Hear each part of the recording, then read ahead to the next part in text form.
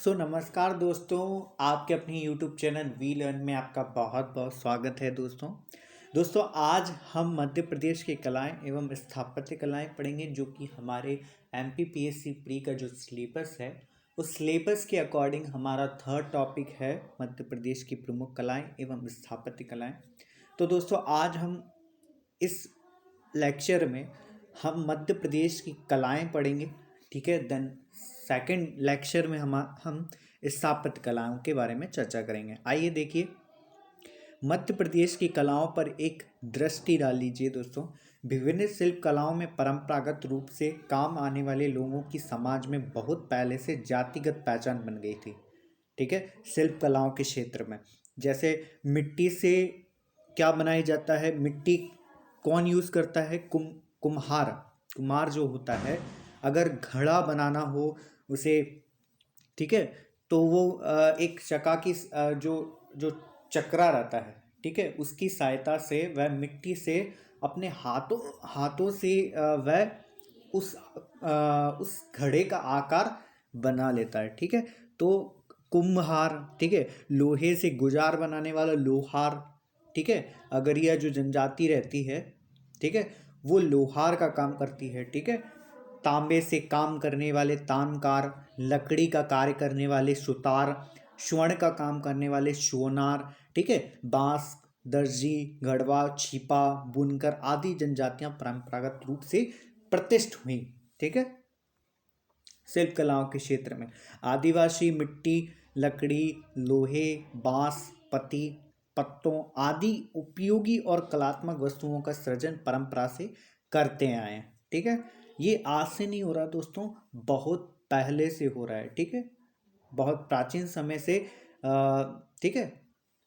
इसी कारण जनजातियों के पारंपरिक शिल्प में विविध के साथ आदिमता सहज रूप से हमें दिखाई देती है दोस्तों। आज भी हमें यह दिखाई देती है शिल्प कलाओं की, जो परंपरागत काम आने वाले लोगों की समाज में क्या है कि कुम्हार क्या बनाता है, घड़ा बनाता है। मिट्टी के बहुत सारे जो दैनिक उपयोग में आते हैं हमारे, ठीक है। आजकल तो इनका यूज़ बहुत कम होने लगा है, ठीक है।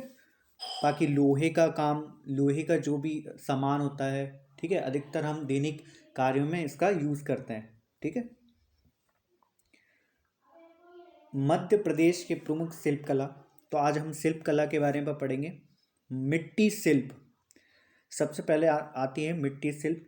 यह सबसे पुरानी शिल्प कला है, मिट्टी शिल्प कला, ठीक है।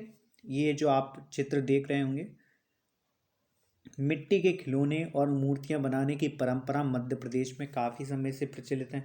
वो आज से नहीं, बहुत प्राचीन समय से ये परंपराएं प्रचलित हैं जनजातियों में, ठीक है। मध्य प्रदेश में झाबुआ, मंडला और बैतूल, ये तीन जो डिस्ट्रिक्ट हैं उसमें क्या है, मिट्टी शिल्प में विशेष स्थान रखते हैं। ये तीनों डिस्ट्रिक्ट कौन कौन से, झाबुआ, मंडला और बैतूल।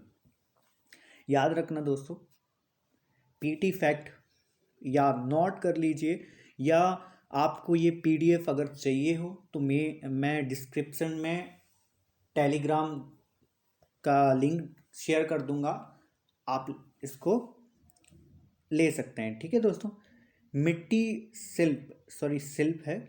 शिल्प में पशु पक्षियों की आकृति, धार एवं झाबुआ में देवी देवताओं की आकृति रीवा शहडोल में, तथा जानवरों की आकृति कहाँ है, बैतूल और मंडला में मिलती है, ठीक है।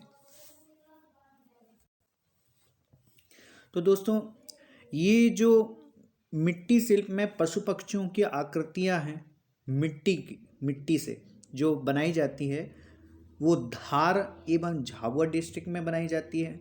देवी देवताओं की जो आकृति है वो रीवा शहडोल क्षेत्र में बनाई जाती है, तथा जानवरों की आकृति बैतूल है, वो बैतूल और मंडला में मिलती है। याद रखना दोस्तों, आप नोट कर लीजिए इसको। मध्य प्रदेश की कलाएं, ये तो चल ही रहा है। काष्ठ शिल्प, ठीक है, मिट्टी शिल्प पढ़ चुके हैं, काष्ठ शिल्प पढ़िए। काष्ठ शिल्प परंपराओं में भी मध्य प्रदेश बहुत प्राचीन समय से और समृद्ध है, ठीक है। प्राचीन समय से समृद्ध है। मध्य प्रदेश में मंडला, बैतूल, होशंगाबाद और झाबुआ में काष्ठ शिल्प कला समृद्ध स्तर पर है। आप ये चित्र देख पा रहे हैं, जैसा कि काष्ठ शिल्प कला का एक अद्भुत नमूना है ये। इसके अंतर्गत लकड़ी पर अपनी सहज अनुभूतियों को कलात्मक ढंग से प्रस्तुत किया जाता है। ठीक है, इसको जूम करके देख लीजिए दोस्तों, इसका कैसा चित्रण किया गया है, अद्भुत नमूना है यार। ठीक है,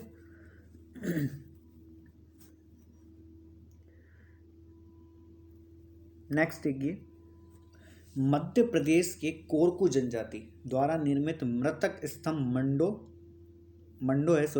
नहीं है, मंडो है, और भीलों के कलात्मक देवांग्या या काष्ठ कला के श्रेष्ठ नमूने।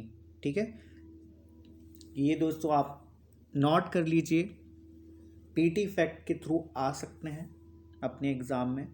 ठीक है, नेक्स्ट देखिए, धातु शिल्प। मध्य प्रदेश के विभिन्न अंचलों में धातु शिल्प की सुदीर्घ परंपरा है। मध्य प्रदेश के अधिकांश आदिवासी धातु की ढलाई का काम करता है। टीकमगढ़ डिस्ट्रिक्ट जो है वहाँ पर धातु कला की तकनीक में स्वर्णकार विशेष स्थान रखता है। ठीक है, धातु की सामग्रियाँ बनाई जाती हैं, धातु की मूर्तियाँ बनाई जाती हैं। ठीक है दोस्तों, और अद्भुत बनाई जाती हैं, जिसको देखकर ऐसा प्रतीत होता है कि यार ये कैसे कर लेते हैं।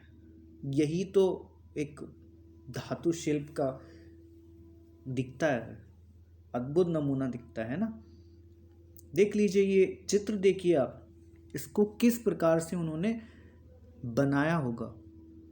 ठीक है, टीकमगढ़ डिस्ट्रिक्ट है, धातु कला के क्षेत्र में है ना, याद रखना है ना।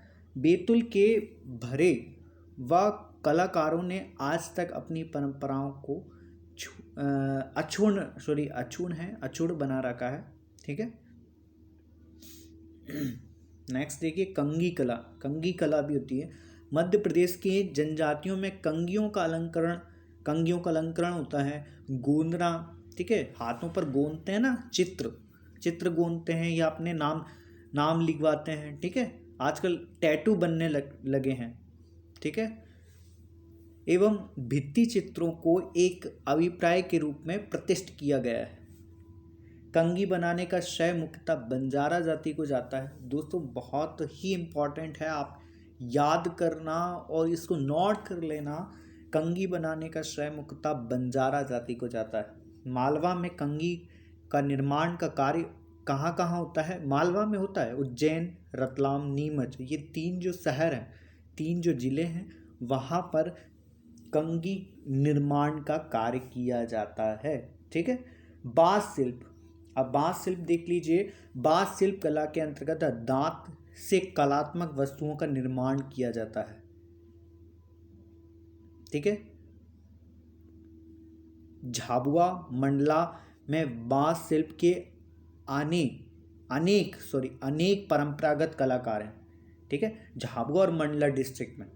ठीक है, याद रखना, झाबुआ और मंडला जो डिस्ट्रिक्ट हैं वो बाँस शिल्प कलाओं के लिए प्रख्यात हैं। ठीक है,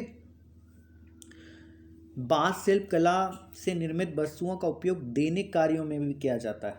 ठीक है, दैनिक कार्यों में भी इसका यूज़ होता है बाँस शिल्प का। शिपा कला है, शिपा जो शिल्प कला है, कपड़े पर हाथ से बनाए जाने वाले शिपा शिल्प में छापों को उकारा जाता है। ठीक है, जो कपड़ा रहता है उस पर अपने हाथों से अलंकरण किया जाता है, उस पर रंगाई किया जाती है। ठीक है, जो विभिन्न कलर के जो धागे रहते हैं उससे वो अलंकरण किया जाता है उसका, और एक नया आकार दिया जाता है, उसको एक अलग से आकृति दी जाती है। शिल्प कला को भील आदिवासियों द्वारा किया जाता है। ये जो शिल्प कला है शिपा की, वो आदिवासियों किसके द्वारा? भील आदिवासियों द्वारा मुख्यतः की जाती है। आज भी अधिकांश भील आदिवासियों द्वारा इन्हीं वस्तुओं का उपयोग किया जाता है। इन्हीं वस्तुओं क्या है कि जो अपने द्वारा अपने हाथों से अलंकृत हुई वेशभूषा आज भी ये धारण करते हैं। ठीक है, मनावर मन्नावर, उज्जैन छिपा शिल्प के पारंपरिक केंद्र हैं। कहाँ कहाँ? मनावर, वन्नावर और उज्जैन। ठीक है। नेक्स्ट देखिए दोस्तों, लाख शिल्प। लाख काहे से बनाई जाती है दोस्तों? वृक्ष की गोंद से। दोस्तों गोंद है, गोंद से बनाई जाती है। वृक्ष की गोंद या रस से बनाई जाती है। उसको गर्म करके उसमें विभिन्न रंग मिश्रित करके रंग के चूड़े बनाए जाते हैं, उसको आकार में लाया जाता है। ठीक है। कभी आप देखना मालवा क्षेत्र में ये अधिकतम आपको कहीं भी दिख जाएगा। ठीक है। कहीं भी जो महिलाएं जो हैं वो कड़े बनाते हैं, चूड़े बनाते हैं। ठीक है। वृक्ष से लाख मतलब जो गोंद प्राप्त होती है या उसका रस प्राप्त होता है, उसको क्या करते हैं? गर्म करते हैं। गर्म करने के बाद उसको आकार में लाया जाता है, गोल आकार में लाया जाता है और उस पर क्या किया जाता है? उस पर उसका डिज़ाइन तैयार किया जाता है उसका। ठीक है। और उसमें नग लगा दिए जाते हैं जो चमकते हैं। ठीक है। आजकल आपने देखा होगा, ठीक है, बहुत सारी लेडीज़ों में उनको बहुत अच्छा लगता है ना। इंदौर, उज्जैन, मंदसौर, रतलाम, महेश्वर आदि लाख शिल्प कला के परंपरागत केंद्र हैं। याद रखना दोस्तों, लाख शिल्प कला के परंपरागत स्रोत जो केंद्र हैं इंदौर, उज्जैन, मंदसौर, रतलाम। दोस्तों इंदौर में तो मैंने भी देखा है। ठीक है। आप अगर बस्तियों में जाओगे ना, ऐसी हालांकि बस्तियां तो है नहीं, पर फिर भी आप एक ऐसे रूरल टाइप के एरिया में जाओगे ना तो आप ईजिली आप कहीं भी देख लोगे। ठीक है। लाख बनाने का, ठीक है, महिलाएं अधिकतर करती हैं इसका। ठीक है। गुड़िया शिल्प। गुड़िया शिल्प मध्य प्रदेश के ग्वालियर अंचल में प्रसिद्ध है। ग्वालियर क्षेत्र है वहाँ पर गुड़िया शिल्प का विशेष प्रसिद्ध है। वहाँ पे लकड़ी और कागज़ से गुड़ियाँ बनाई जाती है। कैसे बनाई जाती है दोस्तों? लकड़ी और कागज़ से बनाई जाती है। और जो कपड़े रहते हैं ना, कपड़े की जो कतन निकलती है, उससे भी गुड़ियाँ का निर्माण किया जाता है, फिर उसका विवाह किया जाता है। ऐसा होता है दोस्तों। तथा पारंपरिक अनुष्ठान के तहत गुड्डी गुड़ियों का विवाह भी किया जाता है। आज भी होता है दोस्तों। ठीक है। झाबुआ भीली गुड़िया का प्रमुख केंद्र माना जाता है। झाबुआ डिस्ट्रिक्ट है ना, पश्चिमी मध्य प्रदेश में। आप सभी को पता है यार। राज्य स्तर पर भील के जो आदिवासी रहते हैं, भील जनजाति जो रहते हैं, गुड़िया अलग स्थान रखती हैं। आजकल सभी जो जनजाति हैं, भील जनजाति हैं, ठीक है, झाबुआ में विशेषकर होता है। झाबुआ, अलीराजपुर हुए, बाकी अब तो धीरे धीरे ये समाप्त होने लगी है, पर ये झाबुआ, अलीराजपुर जो हैं वहाँ पे आपको देखने को मिल जाता है। ठीक है। यही तो हमारे मध्य प्रदेश की पहचान है। ठीक है। अब प्रमुख शिल्प देख लीजिए। याद करने के फैक्ट आपको क्या होने चाहिए? ठीक है। पीटी फैक्ट के लिए मैंने ये लिखे हैं। कास्ट शिल्प मंडला, बैतूल, होशंगाबाद, धार, 4 डिस्ट्रिक्ट हैं, याद करना। कास्ट जो कला होती है वो मंडला, बैतूल, होशंगाबाद, धार डिस्ट्रिक्ट में, ठीक है, इसके परंपरागत केंद्र है। कंगी शिल्प उज्जैन, रतलाम, नीमच ऊपर अब पढ़ चुके हैं। खिलौना शिल्प सीहोर, ठीक है, उज्जैन। शिपा शिल्प झाबुआ, मंडला, ठीक है, नरसिंहपुर। बांस शिल्प रीवा, ठीक है। पीतल शिल्प, ठीक है, सॉरी, उज्जैन, इंदौर, रतलाम। और सुपारी शिल्प मंदसौर। ठीक है। नेक्स्ट देखिए दरी जो हस्तशिल्प देखते हैं, हस्तशिल्प हाथों से बनाई जाने वाली कुछ प्रमुख जो अद्भुत देखने को एक अलग ही लगता है। जैसे हम देखते हैं दरी आप जानते होंगे, मध्य प्रदेश में सूती दरी और कालीन की बुनाई पद्धति को पंजा पद्धति कहते हैं। दोस्तों याद रखना, सूती की जो दरी रहती है आप सभी जानते हो जो कारपेट रहता है ना, कारपेट, कालीन, ठीक है, कालीन जो अलादीन का कालीन था ना, वही कालीन। तो ये मध्य प्रदेश में सूती दरी और कालीन की बुनाई पद्धति को क्या कहा जाता है मध्य प्रदेश में? पंजा पद्धति कहते हैं। झाबुआ, जबलपुर, शहडोल इसके परंपरागत केंद्र हैं। याद रखना दोस्तों, एग्जाम में अपने पूछे जा सकते हैं।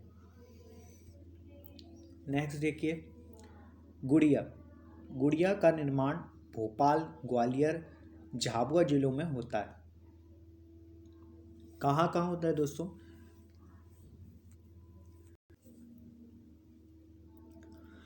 भोपाल, ग्वालियर, झाबुआ, ये 3 डिस्ट्रिक्ट हैं, वहाँ पर गुड़िया का निर्माण होता है, ग्वालियर में विशेषकर। 3 गुड़ियों को कपड़ों की कतरन से बनाया जाता है। तीन नहीं है दोस्तों, गुड़ियों को कपड़ों की कतरन से बनाया जाता है, जो कि अपन ऊपर चर्चा कर चुके हैं। और बट्टू भाई का नाम अंतर्राष्ट्रीय स्तर पर विख्यात है, ठीक है, इनका नाम अंतर्राष्ट्रीय स्तर पर विख्यात है, याद रखना। साड़ियाँ देख लीजिए, लास्ट देख लीजिए, आज का जो लास्ट साड़ियाँ, शिल्प कला जो है, शिल्प नहीं है, हस्तशिल्प है, सॉरी। मध्य प्रदेश में चंदेरी एवं महेश्वर साड़ियाँ विश्व प्रसिद्ध हैं दोस्तों। मध्य प्रदेश का यही तो एक। चंदेरी कहाँ पड़ती है दोस्तों? चंदेरी अशोकनगर जिले में पड़ती है, ठीक है।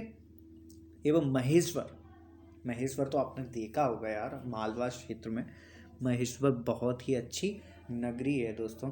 साड़ियाँ प्रचलित है। चंदेरी की साड़ियाँ रेशम और कपास से निर्मित होती हैं, ठीक है। इन साड़ियों पर फूल, पत्ते, पक्षियों की सजावट करते हैं हाथों से दोस्तों। चंदेरी साड़ी अशोकनगर में बनाई जाती है। हाँ, ये अपन चर्चा कर चुके हैं। तो दोस्तों, आज हमने क्या पढ़ा? आज हमने शिल्प कलाओं के बारे में पढ़ा और हस्तशिल्प के बारे में पढ़ा। तो कल का जो वीडियो हमारा रहेगा वो स्थापत्य कलाओं के बारे में रहेगा, जो कि हमारे एमपीपीएससी प्री का जो 3rd टॉपिक है वो हम कंप्लीट कर चुके होंगे। अगर दोस्तों हमारा वीडियो आपको कैसा लगा आप कमेंट करके बताइए। और जो भी हमारा दोस्त ही है, जो भी हमारा दोस्त, हमारा भाई, ठीक है, जो भी हमारे चैनल पे नया हो वो प्लीज़ इसको लाइक कीजिए, सब्सक्राइब कीजिए और बेल आइकन प्रेस कीजिए, ताकि हमारे जितना नए वीडियो आए वो आपके पास नोटिफिकेशन उसका पहले से आ जाए, ठीक है दोस्तों। अपने दोस्तों में शेयर कीजिए दोस्तों, और ठीक है, धन्यवाद, ठीक है दोस्तों, धन्यवाद।